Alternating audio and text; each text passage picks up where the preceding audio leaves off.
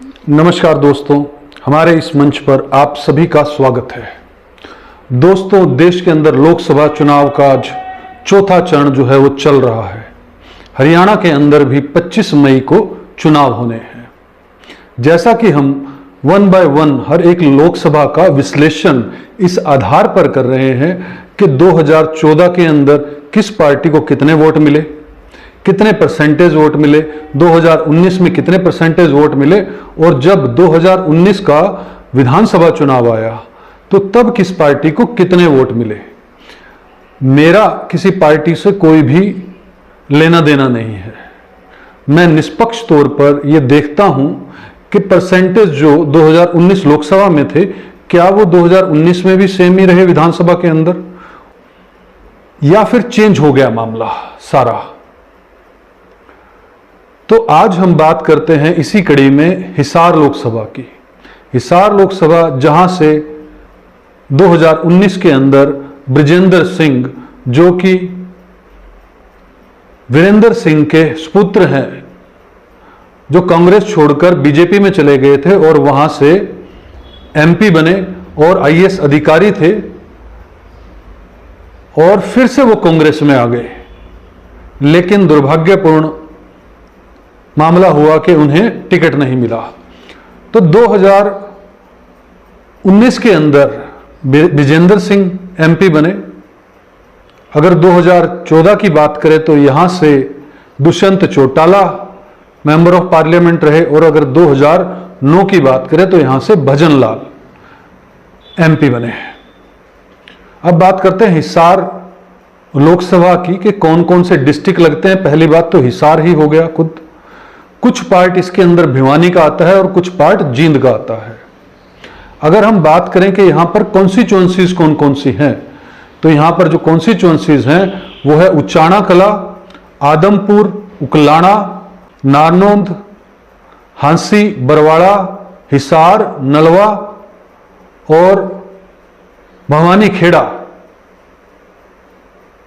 ये विधानसभाएं मिलाकर जो है हिसार लोकसभा बनती है। अगर यहां पर हम लिटरेसी रेट की बात करें तो 63.9% जो है वो लिटरेसी रेट है। यहां पर पढ़े लिखे लोग जो हैं लगभग 64%, 100 में से 64 लोग जो हैं वो पढ़े लिखे हैं। अगर हम बात करते हैं 2019 के पार्लियामेंट चुनाव की, लोकसभा चुनाव की, तो 2019 के अंदर कांग्रेस की तरफ से यहां पर भव्य बिश्नोई जो है, कुलदीप बिश्नोई के लड़के, उन्होंने कांग्रेस की टिकट पर इलेक्शन लड़ा। बीजेपी से बृजेंद्र सिंह लड़ रहे थे, बीएसपी से सुरेंद्र सिंह और जेजेपी से दुष्यंत चौटाला खुद जो है वो चुनाव लड़ रहे थे। अगर हम वोट की बात करें तो लगभग 1,83,960 वोट जो है वो कांग्रेस को मिलते हैं। बीजेपी को 5,99,951, और अगर परसेंटेज की बात करते हैं तो 51.2% वोट मिलते हैं। अगर हम बीएसपी की बात करें तो 45,090 वोट बीएसपी को मिलते हैं, और परसेंटेज जो है वो कुल 3.8% होता है। अगर हम बात करें जेजेपी की तो 2,88,425 वोट जेजेपी को मिलते हैं, और 24.6% जो है वो वोट परसेंटेज जो है वो जेजेपी को मिलता है। बीजेपी जो है वो लगभग डबल रहती है इन सब से, 51.2%, लगभग 51% मान लेते हैं हम वोट, लेकिन डबल परसेंटेज। और अगर जीत का मार्जिन भी देखेंगे तो लगभग 2-2.25 लाख के आसपास जो है वो जेजेपी के कैंडिडेट से जो है वो बीजेपी यहां से जीती थी। अब हम बात करते हैं 2014 की, जहां पर नरेंद्र मोदी जी उभर रहे थे स्टार के रूप में, और नरेंद्र मोदी पूरे देश के अंदर छा रहे थे।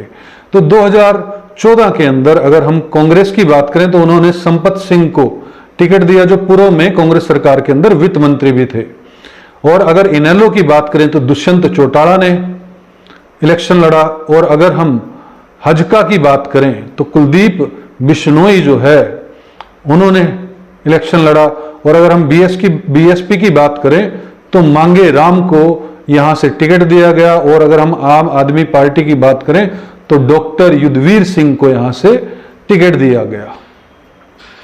बीजेपी यहां से चुनाव ही नहीं लड़ती है, ऐसा रिकॉर्ड के अंदर मुझे मिला है। अगर हम कांग्रेस की बात करते हैं तो कांग्रेस की जो है वो यहां से कांग्रेस को 1,02,491 वोट मिलते हैं और मात्र 8.9% वोट मिलते हैं 2014 के अंदर। अगर हम INLD की बात करें, दुष्यंत चौटाला, क्योंकि उस वक्त जो है वो इनेलो और जेजेपी अलग नहीं हुई थी, तो 4,94,213 वोट जो है दुष्यंत चौटाला को मिलते हैं। और अगर परसेंटेज की बात करते हैं तो 42.8% वोट जो है वो इनेलो को मिलते हैं।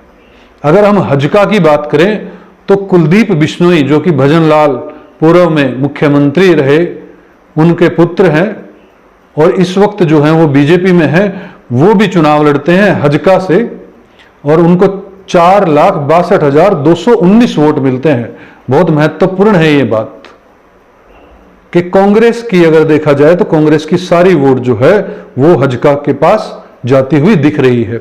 बीएसपी की बात करें तो 30,437 वोट जो हैं बीएसपी को मिलते हैं और 2.6% जो है टोटल वोट मिलता है। आम आदमी की पार्टी की बात करें तो हम 28,462 वोट मिलते हैं और 2.5% जो है वो टोटल परसेंटेज में उनको वोट मिलते हैं। दोस्तों, ये 2019 और 2014 के लोकसभा चुनाव की स्थिति थी।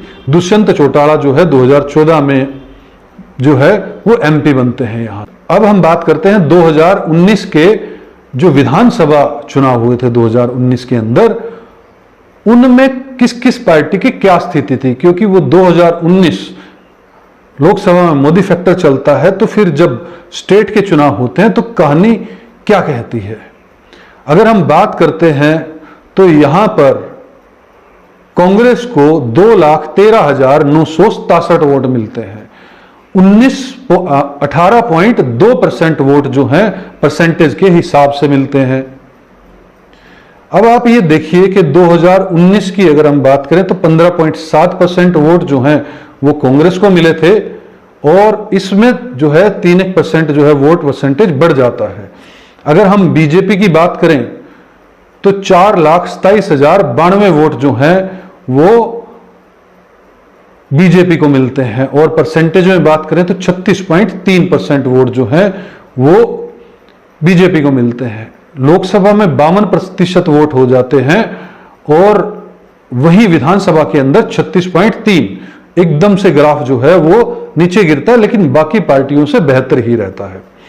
अगर इनेलो की बात करें तो इनेलो को 4599 वोट सिर्फ मिलते हैं, क्योंकि उस वक्त जो है जेजेपी जो है वो अलग हो चुकी होती है और 0.4% जो है वो वोट मिलता है। सारा का सारा वोट जो है वो जेजेपी को ट्रांसफर हो जाता है इनेलो का। अगर हम बात करते हैं यहां से बीएसपी की, तो बीएसपी को 24,637 वोट मिलते हैं और अगर हम परसेंटेज की बात करें तो 2.1% जो है वो बीएसपी को वोट मिलते हैं। दोस्तों, ये मैंने आपको 2014, 2019 लोकसभा और 2019 विधानसभा की बात करते हैं।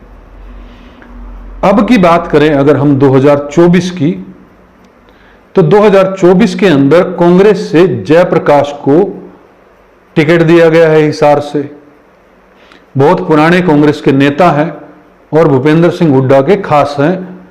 ब्रजेंद्र सिंह बीजेपी छोड़कर कांग्रेस में आए, वीरेंद्र सिंह भी कांग्रेस में आए और उन्हें उम्मीद थी या डील हुई थी कि कांग्रेस उनको टिकट देगी, लेकिन उनको टिकट नहीं मिलता और जेपी जो है यहां से कांग्रेस के कैंडिडेट हो जाते हैं। अगर हम बीजेपी की बात करें तो रणजीत सिंह, जो कि पावर मंत्री थे हरियाणा सरकार के अंदर, उनको बीजेपी जो है वो हिसार से टिकट देती है। इनेलो की बात करें तो इनेलो जो है सुनैना चौटाला को टिकट देती है। जेजेपी की बात करें तो जेजेपी जो है वो नैना चौटाला को टिकट देती है। और अगर हम बीएसपी की बात करें, देश राज प्रजापत को जो है वो टिकट दिया जाता है। ये तो 2024 के टिकट की बात की हमने। अब हम बात करें अगर विश्लेषण की कि इस सीट पर कौन सी पार्टी हैवी रहने वाली है, तो वो साफ तौर पर हमें विश्लेषण में दिख जाएगा कि 2014 हो 2019 हो, कांग्रेस यहां पर पूरी तरह से वीक रही है। अगर यहां पर बात करें तो जेजेपी फिर भी जो है वो मजबूत रही। जेजेपी को जो है वो वोट मिले काफी। अगर हम बात करते हैं 2019 के अंदर, तो जेजेपी को 24.6% वोट मिलते हैं।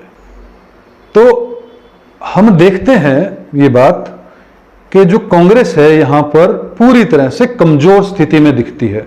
लगभग अगर विधानसभा से भी कंपेयर करें हम, तो 18% कुल जो है वोट जो है वो कांग्रेस को मिले। और अगर हम बीजेपी की बात करें तो उनको असेंबली में भी 36.3% वोट जो है वो मिलते हैं। तो साफ तौर पर यहां पर देखा जा सकता है कि भारतीय जनता पार्टी की हिसार के अंदर जीत जो है वो साफ तौर पर नजर आ रही है। अगर हम ये साफ तौर पर देखें कि चाहे सावित्री जिंदल हो, वो भी बीजेपी के अंदर आ गई हैं, नवीन जिंदल बीजेपी में है, जो वो पूरा सपोर्ट कर रहे हैं रणजीत चौटाला का। अगर हम कुलदीप बिश्नोई की स्थिति देखें, क्योंकि कुलदीप बिश्नोई ने भी जो है वो बहुत बड़ा रोल प्ले किया था हिसार के अंदर, और आदमपुर और उसके आसपास के एरिया में जो है कुलदीप बिश्नोई का जो है वो पूरा का पूरा होल्ड है। तो कुलदीप बिश्नोई भी जो है वो इस वक्त कांग्रेस के अंदर है, और जो उनके लड़के हैं भव्य बिश्नोई, वो जो है वो विधायक भी हैं अभी बीजेपी से। तो अगर हम मजबूती से बात देखते हैं तो बीजेपी जो है वो फार मजबूत जो है इस सीट पर दिखाई देती है। रणजीत चौटाला की खुद की जो वोट बैंक जो है बीजेपी का वो उन्हें मिलेगा। दूसरा, नवीन जिंदल का जो इन्फ्लुएंस है उस एरिया में वो उनको फायदा मिलेगा, और कुलदीप बिश्नोई का फायदा जो है वो उनको मिलने के पूरे आसार है। अगर कुलदीप बिश्नोई और नवीन जिंदल जो है वो पूरी तरह से सपोर्ट करते हैं बीजेपी को, तो यहां से निश्चित तौर पर रणजीत चौटाला जो है वो विजयी होंगे, ऐसा आंकड़े बताते हैं। लेकिन अगर हम पिछले 5 सालों में, 4.5-5 सालों में अगर हम इनकम्बेंसी ऑफ गवर्नमेंट की बात करें, तो मोदी फैक्टर भी जो है वो डाउन आया है। मोदी कोई फैक्टर 2024 में वो दिख नहीं रहा है। दूसरा, हरियाणा गवर्नमेंट में खट्टर सरकार फेल हो गई है, इसीलिए खट्टर साहब को जो है ठीक चुनाव से पहले हटा दिया गया और नायब सिंह सैनी को जो है वो मुख्यमंत्री बनाया गया। तो बीजेपी का जो है वो सरकार का विरोध भी जो है वो हो रहा है, और बीजेपी का इंटरनल सर्वे ये बताता था है कि काफी जगह पर जो है बीजेपी को नुकसान बड़े हाई लेवल पर हो रहा है।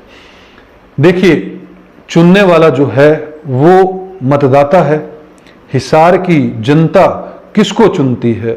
क्या सरकार के खिलाफ जो बगावत जो है जनता के अंदर एक तरह से है, सरकार को जिस तरह से हटाना चाहती है, सरकार की जो नीतियां हैं, चाहे वो फैमिली आईडी हो, प्रॉपर्टी आईडी हो, जिस ढंग से जो है वो जनता को दर दर की ठोकरें खानी पड़ी है।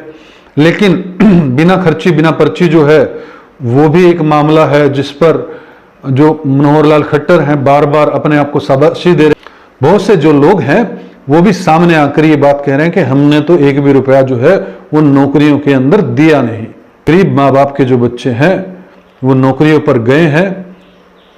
एक्चुअल सच्चाई तो जनता जानती है या सरकार जानती है, लेकिन इस सीट पर जयप्रकाश के बदले जो है वो भारतीय जनता पार्टी के रणजीत चौटाला जो है वो भारी पड़ रहे हैं। जेजेपी जो है उसका जो जिस तरह से विरोध हो रहा है वो जनाधार खो चुकी है। इनेलो भी अगर कुछ वोट बैंक बटोरने में कामयाब होती है तो वो भी कांग्रेस को ही नुकसान पहुंचाएगी। बीजेपी जो है वो साफ तौर पर यहां पर जीत की तरफ साफ तौर पर दिखती है, ऐसा मुझे लगता है। ये पहली सीट जो है मुझे दिख रही है मनोहर लाल खट्टर की, करनाल की लोकसभा क्षेत्र भी जो है वो एक तरफा सा अब दिख रहा है, जिस तरह से मैनेज कर लिया है पूरे इलेक्शन को बीजेपी ने। तो दूसरी सीट मुझे दिख रही है साफ तौर पर कि हिसार के अंदर भी जो है वो भारतीय जनता पार्टी डाटा के आधार पर साफ तौर पर जीतती हुई दिख रही है। बहरहाल जैसा कि मैं कह रहा हूं कि जनता जनार्दन है, वो किसे बना दे और किसे उतार दे ये तो वही जानती है। ये हमारे सामने 4 जून को पिटारे में से खुलेगा हिसार का रिजल्ट, तो सामने आ जाएगा। दोस्तों, यह विश्लेषण आपको कैसा लगा इस बारे में हमें जरूर बताइएगा, और इस वीडियो को लाइक कीजिएगा, शेयर कीजिएगा और हमारे मंच को सब्सक्राइब कीजिएगा। इस वीडियो को देखने के लिए आपका बहुत बहुत धन्यवाद। जय हिंद, जय भारत।